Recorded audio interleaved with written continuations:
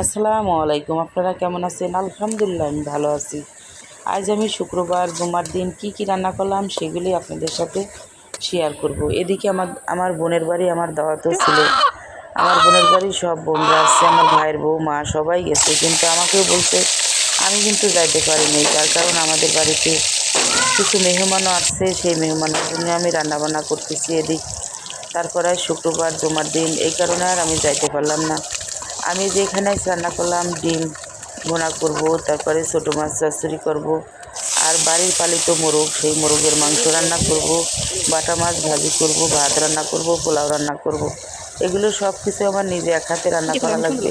তারপরে আর শুক্রবার আমার ছোটো মেয়ে আমাকে হেল্প করছে, মেজো মেয়ে যতটুকু পারে সেটুকু করছে। দুই মেয়েই আমার খুব হেল্প করছে আজকে। এই কারণে আমি একটু আজ নিজেই একটু আরাম পাইছি। আর না হলে আমার প্রত্যেক দিনই এক হাতে সব কিছু সামলাইতে হয়, করতেও হয়। আমি ডিমগুলো ভাজি উঠালাম, মাছগুলো ভাজি হয়ে গেল। এখন আমি যে ছোটো মাছটা চচ্চড়ি চুলাই দিলাম। এদিকে আজকের আবহাওয়াটা বেশি ভালো ছিল না, বৃষ্টি আসতেছে যাইতেছে এরকমই হয়েছিল। তারপরেও কি করব, রান্না তো করতেই হবে। ওইদিকে দেখা যায় যে আমার বাবা দেখেন ধান খেতে কাজ করতেছে, আর আমি এখানে রান্না করতেছি। আমার বাবার ধান ক্ষেতের পাশেই আমার চুলাটা, এইখানে বসে আমি রান্না করি। আমার বাবা সবসময় এইখানেই পাশেই থাকে।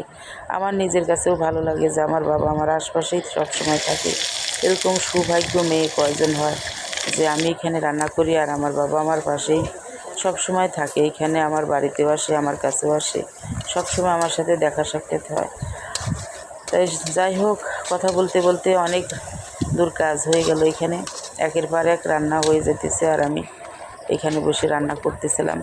আর এদিকে দেখেনি যে আমার বাবার ধান ক্ষেত, কত সুন্দর ধান হয়েছে এইখানে, আর আমি এদিকে রান্না করতেছিলাম। এইদিকে এখন এই যে মোরগের মাংসটা চুলাই দিয়ে দিলাম, মশলাটা ভোনানো শেষ, এখন মাংসটা চুলাই দিয়ে তারপরে কষিয়ে নেব। আর এদিকে মেহমান আসবে আমাদের বাড়িতে কিছু, সেই মেহমান দুপুরে খাবে এখানে। আমি হুড়তাপ করে রান্না করতেছিলাম, কিন্তু আজ মেয়েরা হেল্প করছিল দেখে আরও খুব একটু সহজ হয়েছে কাজটা, আর ভালো লাগছে। এই কারণেই যে এখন রান্না করে তাড়াতাড়ি করে নামাজের আগেই সারতে হবে, নামাজের পরে মেহমান চলে আসবে, তাদেরকে খাইতে দিতে হবে। আর এদিকে আমার বোনের বাড়ি আজ আমার দাওয়াত ছিল, সেই বোনের বাড়ি আমি যাইতে পারলাম না। আমার বোনের বাড়ি আমার বোনরা, আমার ভাইয়ের বউ, আমার মা সবাই গেছে, কিন্তু আমি যাইতে পারলাম না, খুব দুঃখের বিষয়। যাই হোক বোন, তুমি মন খারাপ করো না, আবার অন্য সময় তোমার বাড়িতে যাব। তুমি ভিডিওটা দেখলে বুঝতে পারবে আমি কেন যাইনি বা কেন আমার বোন বলার সাথে সাথে আমি দৌড়ে যাই, বা আমি বলার সাথে সাথে আমার বোন আমার বাড়িতে দৌড়ে আসে। কিন্তু আমি আজ যাইতে পারিনি। আমার বোন অবশ্য মন খারাপ করবে না, আমার বোন আমারটা বোঝে, আমিও আমার বোনেরটা বুঝি। এ কারণে মন খারাপ হওয়ার কথাই না, করবেও না আমার বোন। এখন কথা বলতে বলতে আমার মুরগির মাংসটা রান্না হয়ে গেল। এখন আমি রান্নাটা শেষ করে ফেললাম, এখন বাড়িতে চলে যাব। দেখেন আমার রান্নাঘর কোথায় আর আমার বাড়ি কোথায়। এইখানে বেশি প্রত্যেক দিন আমরা যাই হোক খাওয়া দাওয়া করি কম বেশি, কিন্তু আজকে সব নিয়ে আসলাম বাড়িতে। মেহমান তো আর ওইখানে খাইতে পারে না। এখন কথা বলতে বলতে মেহমান চলে আসছে, এখন এই যে তাদেরকে সবাইকে খাইতে দিচ্ছি এখানে।